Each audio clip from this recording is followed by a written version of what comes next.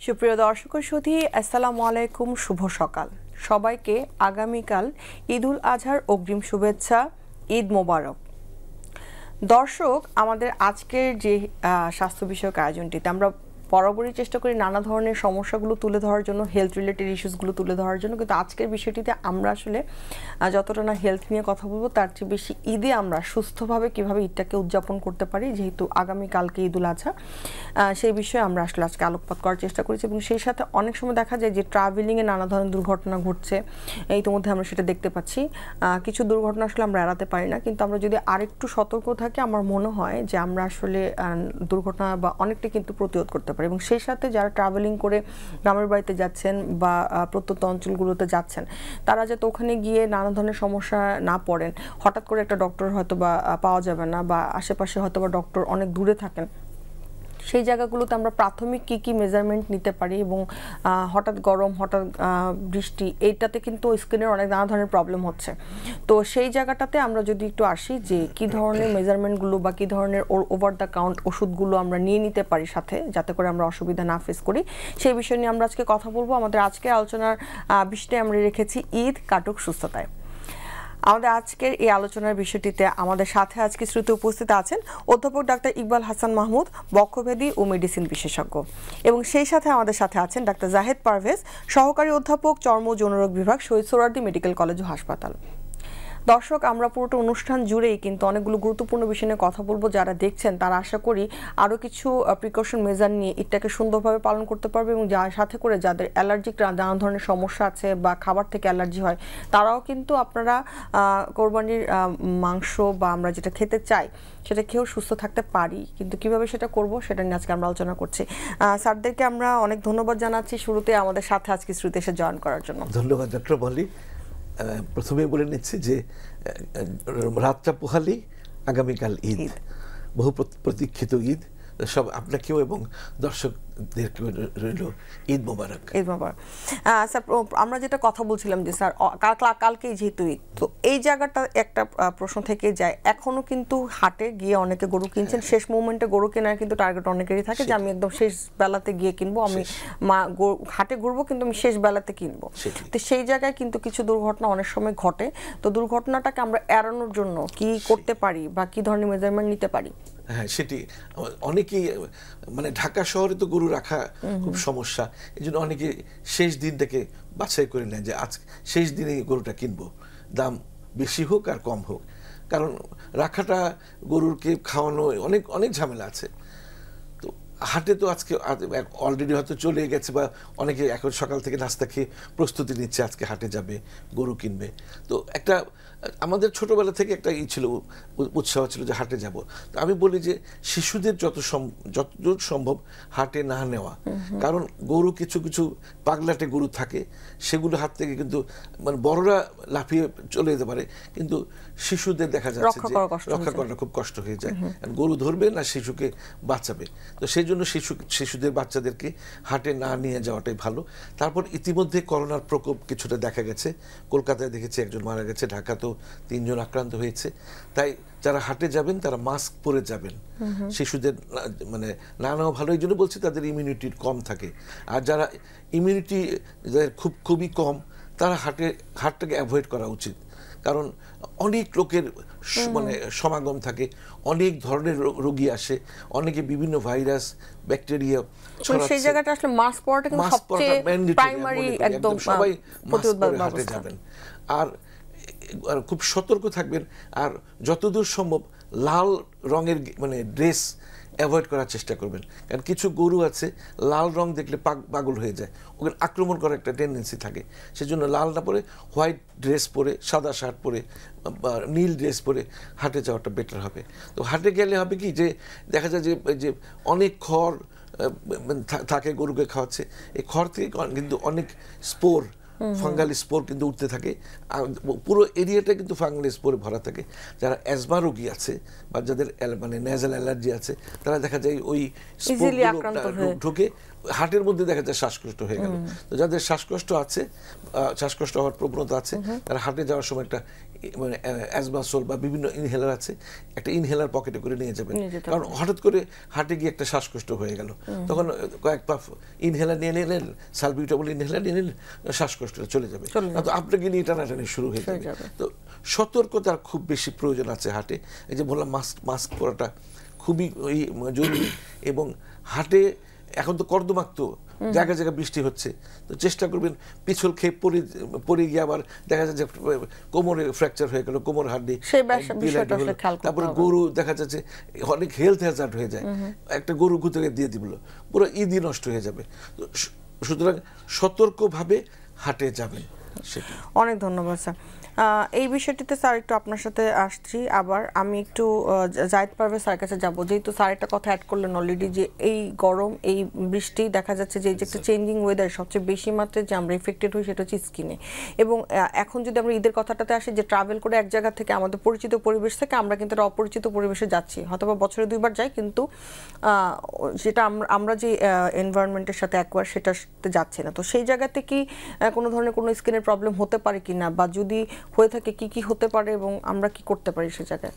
ধন্যবাদ ডক্টর মলি। ঈদুল আজহা নিঃসন্দেহে আমাদের একটা বড় উৎসব।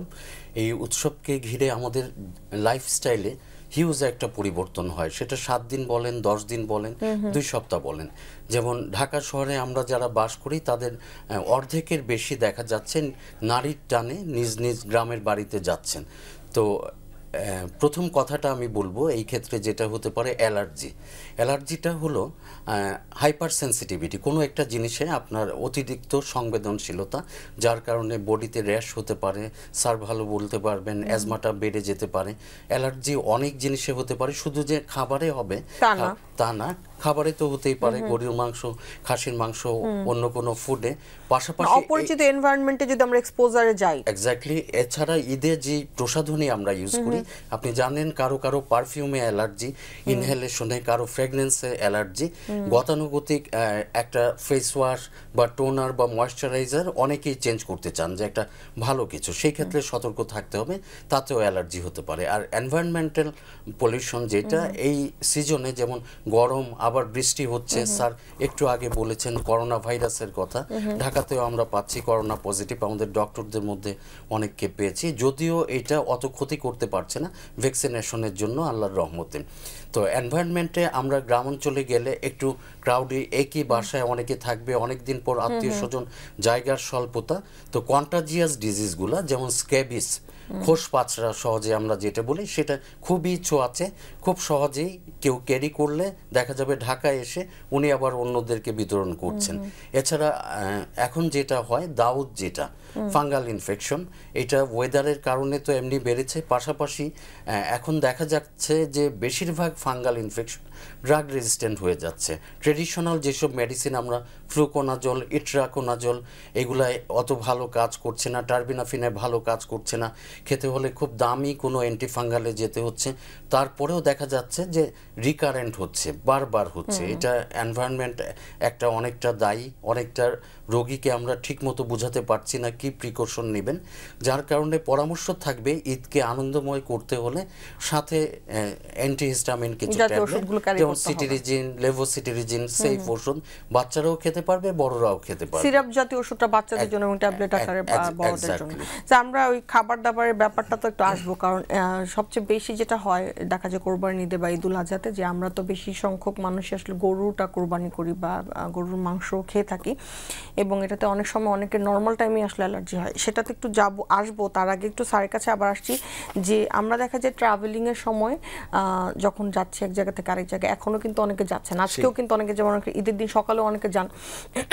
এই সময়টাতে স্যার কোন বিষয়টা আসলে সবচেয়ে বেশি খেয়াল করা উচিত, এবং শিশুদের নিয়ে যেহেতু ট্রাভেল করা হচ্ছে সেই জায়গাটাতে আমরা কি কি করতে পারি? হ্যাঁ, আসলে ওই যে ডক্টর জাহিদ বললেন যে নারীর টানে বাড়ি ফেরা, 10 দিনের ছুটি, লম্বা ছুটি, তো সবাই এই ছুটিটা যাদের বাবা মা গ্রামে আছে, সবাই চায় যে সবাই আত্মীয় আর এবারে যেহেতু ঈদটাতে স্যার লম্বা ছুটি আছে, অনেকে দেখা যাচ্ছে যারা জানো না তারাও কিন্তু দেখা যাবে এখানে কোরবানি দিয়ে আবার যাচ্ছে। মানে সবাই মিলে একসাথে কোরবানি দেওয়ার একটা আলাদা মজা আছে, বিশেষ করে যাদের বাবা মা গ্রামে থাকে বা ভাইরা গ্রামে থাকে, সবাই মিলে একটা আনন্দ হইচই, সবাই মানে এনজয় করা একটা সুন্দর একটা পরিবেশ থাকে।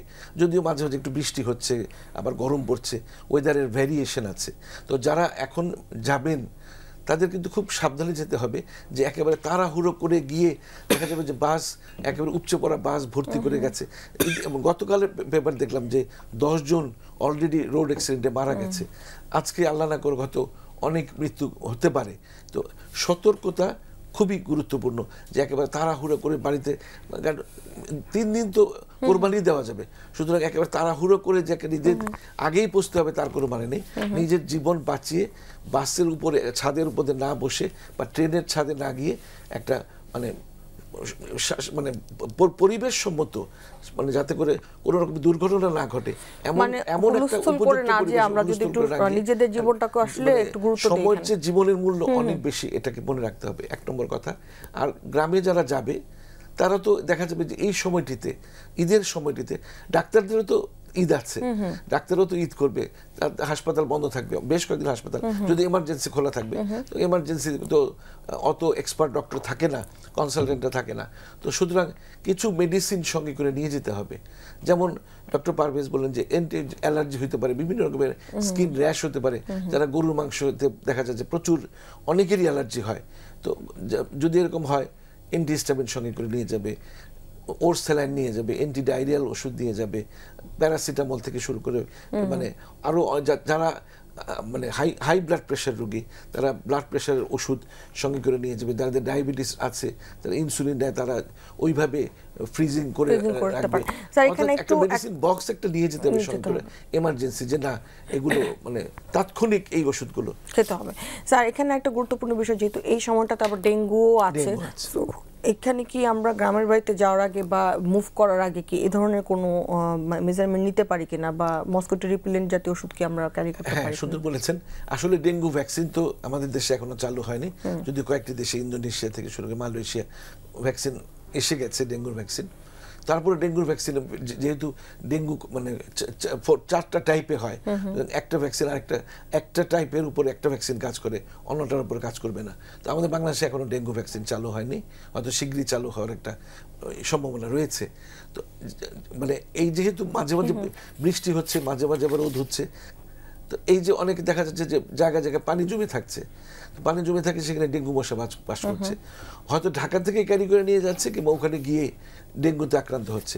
সেই জন্য যে মস্কিটো যে মারার যেগুলো রিপেল যেগুলি বলে সেগুলো নিয়ে যাওয়া ভালো। বিশেষ করে শিশুরা তো গ্রামে গিয়ে ঘুরে বেড়াবে, তারা তো আর কিছু ঘরে থাকতেই যাবে না, তারা গ্রাম্য পরিবেশে অনভ্যস্ত, তারপরে ঘর থেকে বেরিয়ে যাবে। এই জন্য সবসময় শিশুদেরকে বড়দেরও যারা এক্সপোজড এরিয়া যেগুলো, সেগুলোতে ওই মানে লোশনটা মেখে রাখাই ভালো। আর একটু সতর্ক থাকতে হবে যে পানি যাতে জমে না থাকে, বিশেষ করে ডাবের খোসা, তারপরে অনেক আছে অনেক জায়গায় যে পানি জমে থাকে, সেই পানি জমাটা যাতে না থাকে সেগুলো লক্ষ্য রাখতে হবে। আত্মীয় স্বজন আগেই বলতে হবে যে আমরা যেখানে থাকবো আমাদের আশেপাশের জায়গাটাকে তোমরা স্বাস্থ্যকর রাখো, যাতে করে শুধু তো ডেঙ্গু নয়, অনেক রকমের যে পানি খাবেন আপনি, পানিটা যাতে সুপেয় হয়, যাতে করে জীবাণুমুক্ত হয়। টিউবওয়েলের পানি কিন্তু অনেকটা ভালো, কিন্তু দেখা যাবে যে পানি ফিল্টার করা নাই, পানি ওই দূষিত পানি খেয়ে ডায়রিয়া হয়ে যাচ্ছে।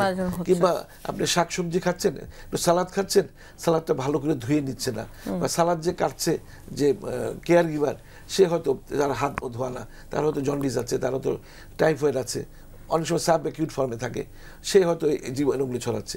সুতরাং সালাদ বা বোরহানি এগুলো খাওয়ার সময় দেখা যাবে যে ফিল্টার ওয়াটার দিয়ে করে, এবং যে করবে সে ভালো করে একেবারে জীবাণুমুক্ত হাতে এগুলো বানাবে, কারণ কাঁচা জিনিসের মাধ্যমে কিন্তু এইসব জন্ডিসের জীবাণু বলুন। আমি একটু এই জায়গাতে জাহিদ পারভেজ স্যারের কাছে আসতে চাচ্ছি। স্যার যেহেতু অনেকগুলো বিষয় কিন্তু মেজারমেন্ট বললেন, আমরা যেটা বলছিলাম যে কোরবানির পরেই দেখা যায় যে আমাদের বেশিরভাগ খাবারের মধ্যে বেশিরভাগ পোর্শনই আসলে থাকে হচ্ছে যে আমাদের ওই রেড মিট যেটা আর কি বলি আমরা, কারণ আসলে সবারই একটা আশা থাকে যে তারা কোরবানির পশুর মাংসটাও নিজেরা খাবেন। তো সেখানে এখানে স্যার যাদের আগে থেকেই গরুর মাংসে অ্যালার্জি আছে সেক্ষেত্রে কি আমরা কোন ধরনের মেজারমেন্ট নিতে পারি কিনা, বা তাকে কি আমরা একেবারেই মানা করব গরুর মাংস খেতে, এরকম কোনো কিছু কিনা? ধন্যবাদ ডক্টর মলি। যেহেতু একটা বিশাল ধর্মীয় উৎসব আমাদের, যাদের আগে থেকেই গরুর মাংসে অ্যালার্জি আছে তারা খেতে পারবে না এমনটা না, তবে সেটা পরিমিত হতে হবে। সব সময় পরিমিত একটু একটু করে গরুর মাংস শুরু করতে পারে। পাশাপাশি প্রিকশন হিসাবে যেমন মন্টিলিউকাস্ট, তারপর মাস্ট সেল স্টেবিলাইজার এবং সিটিরিজিন সেফেস্ট একটা অ্যান্টিহিস্টামিন, এইগুলা যদি একটু কন্টিনিউ করে কিছুদিনের জন্য, যেগুলোর সাইড ইফেক্ট বলতে গেলে একেবারেই নেই, সেটা করে গরুর মাংস খেতে পারবে। তবে অবশ্যই পরিমিতি বোধ থাকতে হবে। অতিরিক্ত খেলে যেমন শারীরিক সমস্যা হবে, প্রেশারের সমস্যা হবে, গ্যাস্ট্রিকের সমস্যা হবে, স্যার যেই কথাগুলা বলছিলেন, পাশাপাশি অ্যালার্জিও মারাত্মক আকারে ধারণ করবে। অনেক ধন্যবাদ স্যার। সেক্ষেত্রে জি স্যার, অবশ্যই স্যার। যোগ করব এখানে। জি স্যার। আসলে যার অ্যালার্জি মানে কি, অ্যালার্জি আমি সহজ ডেফিনেশন বলি যে ওই দিন শরীরের তো কোনো ভাষা নেই, শরীর তো কোনো কথা বলতে পারে না, আমরা কথা বলতে পারি, কিন্তু দেহের কোনো ভাষা নেই। দেহের ভাষাটা হচ্ছে যে আপনার যে জিনিসটা দেহ চাচ্ছে না সেটাকে পরিত্যাগটার ভাষা হচ্ছে অ্যালার্জি দেখানো। সেটা শ্বাসকষ্ট হোক, নাক দিয়ে পানি পড়ুক, বা এক্সিমাটা বেড়ে যেতে পারুক, এগুলো হচ্ছে শরীরের ভাষা। এখন গরুর মাংস যার অ্যালার্জি আছে, আমি মনে করি তার না খাওয়াটাই বেটার। অন্য খাসির মাংস খাক বা চিকেন খাবে, মানে একেবারে খেতেই হবে এমন ধর্মীয় বাধ্যবাধকতা নেই যে না গরু মাংস না খেলে ঈদ হবে না, তাই না? তো এগুলো অ্যাভয়েড করাটাই আমার মনে ভালো। অনেক ধন্যবাদ স্যার। এই জায়গাটাতে একটু আসছিলাম যে স্যার এই যে অ্যালার্জিক রিঅ্যাকশনের কথাটা বললেন, যারা কম খাবে, সেখানে আসলে কতটুকু আসলে আমাদের খাওয়া উচিত, বা এটার সাথে কি আমরা অন্য খাবারগুলোকে অ্যাড করবো কিনা, বা কত পরিমাণে খাওয়া উচিত, এটা যদি একটু আমাদের সাথে শেয়ার করেন। এটাই খুব মূল্যবান কথা। যে আমি একটা গল্প বলি যে একটা হাতি বাঁচে কিন্তু 150 বছর, আর একটা বাঘ বাঁচে 30 বছর। বাঘ শুধু মাংসই খায়, অর্থাৎ মাংস মানুষের আয়ুকে কমিয়ে দেয়, আর সবজি মানুষের আয়ুকে বাড়িয়ে দেয়, যদিও আয়ু সব আল্লাহর হাতে।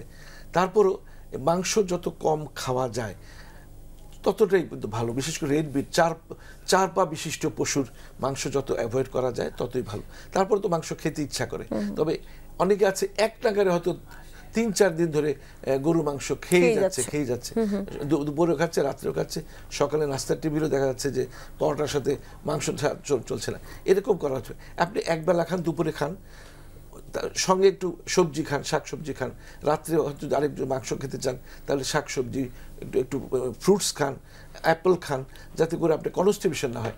সবচেয়ে বেশি সমস্যা হয় যদি গরুর মাংস একাধারে খান, তাহলে কনস্টিপেশনটা বেশি দেখা যাবে। তো এই কনস্টিপেশন অ্যাভয়েড করার জন্য শাকসবজি বেশি খেতে হবে। আরেকটা হচ্ছে যে এত বেশি মাংস খেলে দেখা যাবে যে কোলেস্টেরলের পরিমাণ অনেক বেড়ে যায়। হার্ট অ্যাটাক তাদেরই হয়। অনেক তো প্রিডিসপোজিং ফ্যাক্টর আছে, যেমন ধূমপান আছে, কিন্তু দেখা যাবে যাদের এলডিএল যত কম থাকবে, যে খারাপ কোলেস্টেরল যেটাকে আমরা বলি, যত কম থাকবে তার হার্ট অ্যাটাক হওয়ার সম্ভাবনা তত কম থাকবে। আর একজন আমাদের যে কার্ডিওলজির যে বইটা লিখেছে, ইহুদি, হি ইজ নাও 96 ইয়ার্স, তার এজ, সে লিখেছে আমার কাছে একটা চিঠি লিখেছে যে আমি একটা জিনিস মেনটেন করি, যে আমি আমার এইচডিএলকে 26, এলডিএলকে 26 রেখে দিয়েছি। I am now 96 years old, I am enough healthy. সুতরাং আমাদের এই গরুর মাংস খেয়ে, খাসির মাংস খেয়ে, চর্বি খেয়ে, এগুলো তো চর্বিতে ঠাসা থাকে, চর্বিকে যদি মাংস খেতে হয়, চর্বি একদম ফেলে আপনি শুধু মাংস রেড অংশটা শুধু খাবেন। এই চর্বিতে কিন্তু এই এলডিএলটা আপনি বাড়িয়ে দিচ্ছে, টোটাল কোলেস্টেরলকে বাড়িয়ে দিচ্ছে। সুতরাং এলডিএল লেভেলটাকে, টোটাল কোলেস্টেরল লেভেলটাকে একদম কমিয়ে রাখতে হবে। জায়েদ স্যারের কাছে আবার একটু আসতে যাচ্ছি। স্যার একটা কথা বলছিলেন যে এই যে হঠাৎ করে এক পরিবেশ থেকে আরেক পরিবেশে যাচ্ছে, স্ক্যাবিস, এক্সিমার, এই প্রবলেমগুলো হচ্ছে, এটার জন্য কি আমরা প্রিলিমিনারি কোনো ওভার দ্য কাউন্টার মেডিসিন সাথে রাখতে পারি কিনা, যে এটা হলে আমরা সাধারণত এই ওষুধগুলো দিলাম, এটা প্রাথমিক কারণ দেখা যাচ্ছে তখন সে ডক্টর সেভাবে অ্যাভেলেবেল থাকে না, কিন্তু ওই ইস্যুটাতে তখন দেখা যাচ্ছে বেশি খারাপ অবস্থা হয়ে যাচ্ছে। তো সেটা যাতে না হয়, সেখান থেকে আমরা যদি প্রিভেন্ট করতে চাই, আমরা কি ধরনের মেডিকেশন সাথে রাখতে পারি বা কি ব্যবস্থা নিতে পারি? এখন যেটা আমরা বলছি যে স্ক্যাবিস বা খোসপাচড়া, আবার দাউদ বা ফাঙ্গাল ইনফেকশন, এটা আসলে বাংলাদেশে অনেকটা নীরব মহামারী। নীরব মহামারী হচ্ছে এই কারণে বলছি যে সবার ঘরে ঘরে আছে, কিন্তু কেউ হয়তো স্বীকার করছে না, কেউ স্বীকার করছে, প্রচারণাটা কম, এটা ট্রিটমেন্ট নিয়ে কথা বলা, এটা নিয়ে কথা বলা এটা কম, কিন্তু আসলে প্রত্যেক ঘরেই আছে। তো স্ক্যাবিসের প্রিকশন হিসাবে কিছু পারমিথ্রিন সোপ পাওয়া যায়, যাদের হয়নি তারা আগে থেকে ইউজ করতে পারে। পারমিথ্রিন 5% ক্রিম সাথে করে নিয়ে যেতে পারে, তবে অবশ্যই চিকিৎসকের সাথে পরামর্শ করে এই ক্রিমগুলো ইউজ করতে পারে। দাউদের ক্ষেত্রে ওরকম যেহেতু ভেজা স্যাঁতসেঁতে একটা ওয়েদার, যার কারণে টার্বিনাফিন জাতীয় ওষুধ রাখতে পারেন, সিটিরিজিন রাখতে পারেন, আর অ্যান্টিফাঙ্গাল কিছু ক্রিম পাওয়া যায়। অ্যান্টিফাঙ্গাল আপনি জানেন শ্যাম্পুও আছে, যেমন কিটোকোনাজল বা সেলেনিয়াম সালফেট, এইগুলা ইউজ করতে পারেন আগে থেকে। যেহেতু অনেক দিন পর আত্মীয় স্বজন গেলে বাড়ির পরিসর যত বড়ই হোক একটু কনজেস্টেড হবে, এবং আগে থেকেই যদি ওই এলাকায় স্ক্যাবিস বা ফাঙ্গাল ইনফেকশনের প্রাদুর্ভাব থাকে, কারো না কারো হবে। উনি এটা এসে আবার নিজের ঢাকার আত্মীয় স্বজন, বন্ধুবান্ধব, কাছের মানুষকে ছড়িয়ে দিবেন। অনেক ধন্যবাদ স্যার। এখানে আমি একটু স্যারের সাথে কথা অ্যাড করতে চাচ্ছি। অনেক সময় দেখা যায় এই যে কোরবানিটা আসলে রোজার ঈদে যেটা হয়, আমরা খাওয়া দাওয়ার উপরে বেশি ফোকাস থাকে, কোরবানি ঈদে থাকে হচ্ছে যে মাংসের আধিক্য খাবারের মধ্যে থাকে।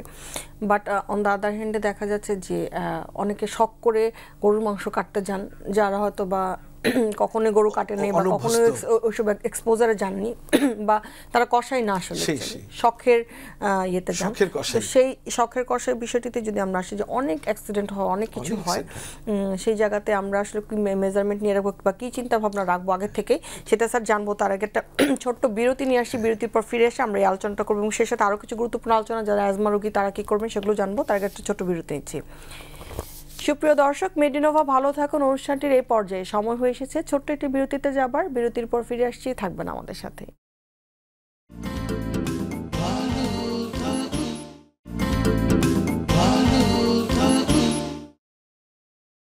সুপ্রিয় দর্শক, বিরতি শেষে আবারও ফিরে এলাম মেডিনোভা ভালো থাকুন অনুষ্ঠানটিতে।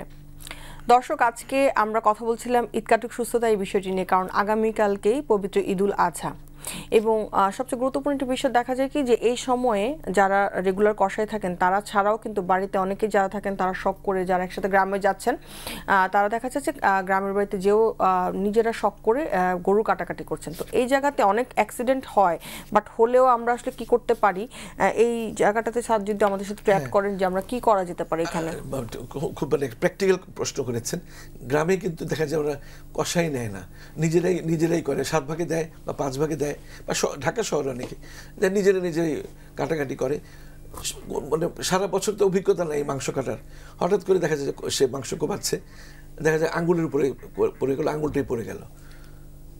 এই ধরনের যাদের অভ্যাস নাই তারা এইসব কাজ না করাই বেটার, কারণ আঙ্গুল কেটে গেলে তাকে ইমিডিয়েটলি হাসপাতালে নিতে হবে, অনেক ঝক্কি ঝামেলা আছে। এগুলো মানে না করাই ভালো। যাদের অভ্যাস আছে তারাই যাতে এই কাজগুলো করে সবচেয়ে। এবং যদি হয় স্যার ইমার্জেন্সি কিছু কিট আমাদের রাখা উচিত, বা ব্যান্ডেজ। আমি এমার্জেন্সি যে কোনো সময় ঘটতে পারে, কারণ এই সময় বলেছে ডাক্তার পাওয়া যায় না, সেজন্য অনেকে আছে গ্যাস হচ্ছে, গ্যাস বলে চালিয়ে দিচ্ছে, কিন্তু দেখা যায় যে যাদের কোমরবিডিটি আছে, হাইপার টেনশন আছে, আনকন্ট্রোল ডায়াবেটিস আছে, বা হার্টে কিছু ইস্কিমিয়া আছে, হঠাৎ করে হার্ট অ্যাটাক হয়ে গেল, সে মনে করছে গ্যাস হচ্ছে, বমি হচ্ছে। সেই জন্য তাৎক্ষণিকভাবে এটা মাথায় রাখতে হবে যে হার্ট অ্যাটাক হলো কিনা। সেই সময়টি আমি বারবার বলি যে 4টা অ্যাসপিরিন বড়ি চিবিয়ে সে খেয়ে নিবে। এই জন্য সঙ্গে এই ধরনের রোগীকে অ্যাসপিরিন 75 মিলিগ্রাম কয়েকটি বড়ি সঙ্গে করে নিয়ে যাবে। যদি এরকম হয় 4টা বড়ি চিবিয়ে খাবে, তাহলে অ্যাটলিস্ট একটা হাফ অ্যান আওয়ার থেকে 45 মিনিটস একটা সময় পাবে, যে সময়টা সে বেঁচে থাকবে, তার মানে টার্মিনাল কন্ডিশনে যাবে না। সঙ্গে সঙ্গে এই ওষুধটা খাইয়ে দিয়ে তাকে হাসপাতালে নিতে হবে, দরকারের সঙ্গে একটু অ্যান্টাসিড খেলো, যাতে করে যদি গ্যাসও হয়ে থাকে। ধন্যবাদ স্যার। আমি জায়েদ পারভেজ স্যারকে রিকোয়েস্ট করবো জায়গাতে ট্যাট করার জন্য, যে দেখা যায় যে গ্লাভস পরে গরুর মাংস হ্যান্ডেল করা বা কাটাকাটি করা, এতে অনেক সময় ইনফেকশন বা রক্ত জমে গিয়ে দেখা যায় যে এটা পরবর্তীতে অ্যালার্জিক রিঅ্যাকশন বের হয়। এটা কি আসলে উচিত কিনা, বা এটা কি আসলে আমরা এই ধরনের মেজারমেন্টে কি করতে পারি? সেই ক্ষেত্রে আমি বলবো যে সব গ্লাভস ইউজ করা যাবে না। গ্লাভস ইউজ করা যাবে, সবচেয়ে ভালো হয় স্টেরাইল গ্লাভসগুলো যদি ইউজ করি। এমনি ট্রেডিশনালি আমাদের দোকানে যেগুলো পাওয়া যায় ওগুলো একটাও স্টেরাইল না। তো ওইটায় যে প্রিজারভেটিভ থাকে সেটা থেকেও গরুর মাংস বা অন্য কিছুতে কন্টাজিয়াস কিছু চলে আসতে পারে।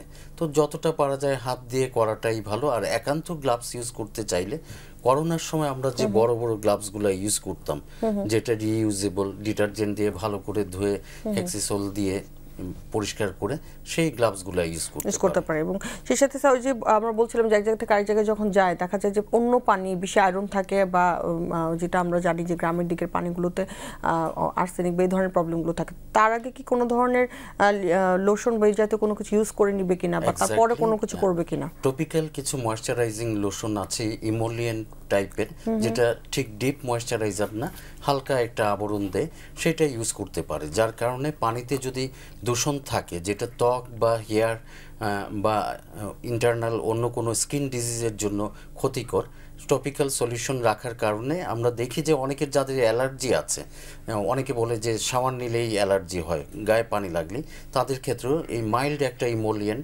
যেটায় পেট্রোলিটাম থাকতে পারে, ভ্যাসলিন থাকতে পারে, খুব মাইল্ড আর ডাইলুটেড ফর্মে, সেটা ইউজ করলে অনেকটাই বেঁচে থাকতে পারবে। এবং এক জায়গা থেকে আরেক জায়গায় গেলে যে এই ধরনের প্রবলেমগুলো হয়, তাই সেটাও কিন্তু হবে না, মানে স্মুথলি আসলে এটা করা যাবে। খুব গুরুত্বপূর্ণ একটা বিষয় আমরা সবসময় বলি ঈদের সময়, এটা আমাদের আসলে দায়িত্ব এই জন্যই যে এই বিষয়গুলো আসলে হয় এবং প্রতিবারই হয়, প্রতি সময় হয়, সেটা হচ্ছে ড্রাউনিং এর বিষয়গুলো, যে পানিতে ডুবে যাওয়া।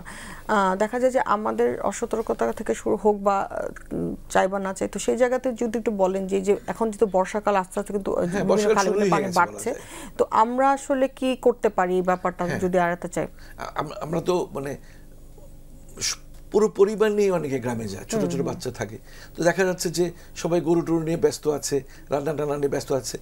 বাচ্চারা কোথায় যাচ্ছে? পানিতে পড়ে গেল, ডুবে গেল কিনা। পুকুর, মানে গ্রামে প্রত্যেকের বাড়িতে একটা করে পুকুর থাকে, অনেকেরই এখন, আজকাল অনেক কমে গেছে, হয়তো বাচ্চা পানিতে ডুবে গেছে। কিংবা এই সময়টা দেখা যাচ্ছে সাপের আদি খুব বেশি থাকে, যে বর্ষা আসছে, সাপে হয়তো কামড় দিয়ে বসলো, শিশু বলতেই পারছে না যে কি হয়েছে, হঠাৎ করে একটা অপমৃত্যু কাণ্ড ঘটলো। এই সময় শিশুকে এরকম করে মানে ছেড়ে দেওয়া যাবে না যে সে নিজের মতো করে খেলছে। একজনকে, অভিভাবককে, একজনকে তার সঙ্গে সচেতন লোককে, একটা অসচেতন লোক তার কোনো খেয়াল নাই, সে বাচ্চার দিকে খেয়াল, এরকম না, ওটা একজন সচেতন লোককে যে ভালো অ্যাটেন্ড করতে পারে সঙ্গে, শিশুর সঙ্গে বা ইয়াং ছেলের সঙ্গে তাকে রাখতে হবে, যাতে করে এই দুর্ঘটনাগুলো ঈদের সময় না ঘটে। ঘটলে দেখা যাবে ঈদটাই পণ্ড হয়ে যাবে। আরেকটা হচ্ছে বলি, আমরা অনেকেই এই যে বিশেষ করে আপনারা যারা মহিলারা আছেন, মানে বিভিন্ন রকমের রেসিপি ঈদের আইটেম, মানে মাংস দিয়ে তৈরি করে, অনেকে কাটলেট, অনেকে বিভিন্ন আছে না অনেকে, তো এগুলোর মধ্যে একটু সবজি, ফ্রুটস এগুলো দিয়ে করার চেষ্টা করলে ভালো হয় আমাদের মা বোনেরা, যাতে করে মাংসটা খাওয়া হলো, সঙ্গে সঙ্গে সবজিটা খাওয়া হলো, কনস্টিপেশন হলো না, কোনো মানে মাংসের যে আধিক্য মানে ক্ষতিকর সেগুলো হলো না। তবে আমি বারবার যে জিনিসটার উপর গুরুত্ব দিই, যে অনেকে আছে চর্বি সহই রান্না করে ফেলে, প্লিজ দয়া করে চর্বিগুলো একদম ফেলে দিন। চর্বি খুবই খারাপ জিনিস একটা, চর্বিগুলি ফেলে দিয়ে শুধু ফ্লেশ অংশটা, যে মাংসের লাল অংশটা, সেটাই খান। প্রয়োজন হলে একবার মানে চুলায় বসিয়ে দিন, চুলায় বসিয়ে দিলে যখন ওই লেয়ারটা, চর্বির লেয়ারটা উঠে যাবে, এটা ফেলে দিয়ে আবার নতুন করে আবার তখন আপনি রান্না করুন, যাতে চর্বিগুলো, যত চর্বি, কারণ মাংসের ভিতরে ভিতরে চর্বির ঢুকে থাকে, চর্বিগুলো ফেলতে হবে। চর্বি আর কলিজা, মগজ, এগুলো যতটুকু যাদের কোমরবিডিটি আছে তারা অ্যাভয়েড করে খাবেন না। অনেক ধন্যবাদ স্যার। আমরা যেহেতু শেষ পর্যায়ে আছি, বাট তারপরে স্যার একটু জেনে যাব যে এই যে এখন যেহেতু একদম আমরা ঈদ পালন করবো আগামীকালকে, কিন্তু দেখা যাচ্ছে ডেঙ্গুর আধিক্য বেড়ে যাচ্ছে, সো আমরা এই পানিটাকে জাস্ট নিষ্কাশন করি, এবং সেই ব্যাপারটাতে যদি আমরা কিছু করতে চাই। হ্যাঁ, আসলে যেটা আমাদের দেখা যাচ্ছে যে আমাদের এবার সিটি কর্পোরেশনগুলো ডিক্লেয়ার করেছে তাদের প্রশাসকরা, যে 24 ঘন্টার মানে 12 ঘন্টার মধ্যে, মানে সন্ধ্যার আগেই সমস্ত বর্জ্য পরিষ্কার করে ফেলতে হবে। কারণ এই বর্জ্য যদি জমে থাকে তাহলে হবে কি, এই যে এই রক্তের মধ্যে, এইসব মধ্যে মাছি ভন করবে, বিভিন্ন রকম মশার আধিক্য হবে, এইসব বিভিন্ন রোগ জীবাণু ছড়াবে। সুতরাং আমাদের যারা নাগরিক আছি তাদের উচিত হবে যে একেবারে রাস্তার উপর কোরবানি না দিয়ে একটি নির্দিষ্ট এলাকায় কোরবানি দিয়ে একদম পরিষ্কার করে ধুয়ে মুছে ব্লিচিং পাউডার দিয়ে একদম জিনিসটাকে জীবাণুমুক্ত রাখা, এটা লক্ষ্য রাখতে হবে। আমি একটু জাহিদ স্যারের কাছে আসবো, যেহেতু স্যার দেখা যায় ঈদের সময়টাতে আসলে অনেক কিছু নতুনভাবে আমরা করতে চাই, তো এই জায়গা থেকে স্কিনের হেলথটাকে আসলে ভালো রাখার জন্য আমরা কি মানে কিভাবে মাইন্ডসেটটা রাখতে পারি যে আমরা স্কিন এবং আমাদের স্কিনের হেলথটাকে আসলে ভালো রাখবো? ধন্যবাদ আপনাকে। এমনি আমার পরামর্শ হবে যে যেগুলো ইউজ করছে, যে আপনি বলেন ক্লিনজার বলেন, টোনার বলেন, ময়শ্চারাইজার, সেটাই হঠাৎ করে ছেড়ে না দেওয়া ভালো। এখন কেউ যদি ভালো অভিজ্ঞ হন যে ভালো মানের কোনো ক্লিনজার, টোনার বা ময়শ্চারাইজার এগুলা ইউজ করতে পারেন। আপনি জানেন যে স্ক্যানার দিয়ে আজকাল বোঝা যায় যে এটা অথেন্টিক কিনা, সেটা করতে পারেন। পাশাপাশি আমি বলবো যে এটার সাথে খাদ্যাভ্যাসও একটা জড়িত। স্যার যে কথাগুলো বারবার বলছিলেন যে পরিমিতি বোধ থাকতে হবে খাবারে, যে কোরবানি আসলো টানা 10 দিন 14 দিন শুধু গরুর মাংস খেলাম এমনটা না। আর যদি কোনো ধরনের নতুন কিছু শ্যাম্পু, মেকআপ বা ক্লিনজার ইউজ করে এবং র্যাশের মতো দেখা দেয়, অবশ্যই ইমিডিয়েটলি সেটা স্টপ করে আগেরটায় ফিরে যেতে হবে এবং অ্যান্টিহিস্টামিন, সিটিডিজিন জাতীয় ওষুধ উনি খেয়ে দেখতে পারেন। অনেক ধন্যবাদ স্যার। আমরা যেহেতু স্যার শেষ পর্যায়ে আছি, আপনার কাছে যেটা স্যার বলার বিষয় যে আগামীকাল ঈদ, আমরা আসলে কিভাবে ঈদটাকে সুন্দরভাবে পালন করবো সেটা জন্য যদি আমাদের কিছু বলেন। আমাদের আজকের থেকেই, আজ যেহেতু আগামীকাল ঈদ, আজকে থেকে আমাদের প্রস্তুতি নিতে হবে। কাপড় চোপড়, যেমন সুন্দর কাপড় চোপড় আমরা রেডি করে রাখবো নামাজে যাওয়ার জন্য। তো নামাজে গেলেও দেখা যাবে যে অনেক লোকের সমারোহ, সেখানেও পারলে মাস্কটা পরে যাওয়াই আমি মনে করি বেটার। আর যার জায়নামাজ শেষে পড়বে, শেষে নিয়ে যাবে, কারণ একটা মানে কমন জায়নামাজে হয়তো একটা ইনফেক্টেড রোগী সেজদা দিয়েছে, তার সমস্ত জীবাণু হয়তো সেখানে জমে আছে, আপনিও ওখানে সেজদা দিলেন, ওই জীবাণুগুলো দেখা যাবে আপনার নাকে ঢুকছে। সুতরাং সতর্কভাবে থাকতে হবে, সতর্ক পানি মানে একটা মানে পরিষ্কার পরিচ্ছন্ন পানি ব্যবহার করতে হবে এবং সবসময় হাত ভালো করে ধুতে হবে সাবান দিয়ে, এবং সচেতন থাকবেন খাওয়ার ব্যাপারে, যাতে বেশি খেয়ে দেখা যাবে এত বেশি খেয়ে ফেললাম যে একেবারে মানে হাইফাই শুরু হয়ে গেছে, গ্যাস একটা মানে বদহজম হচ্ছে, টক ঢেকুর উঠছে। আরেকটা হচ্ছে যে যাদের ডায়াবেটিস আছে তারা যতদূর সম্ভব মিষ্টান্ন জাতীয় খাবার অ্যাভয়েড করতে হবে।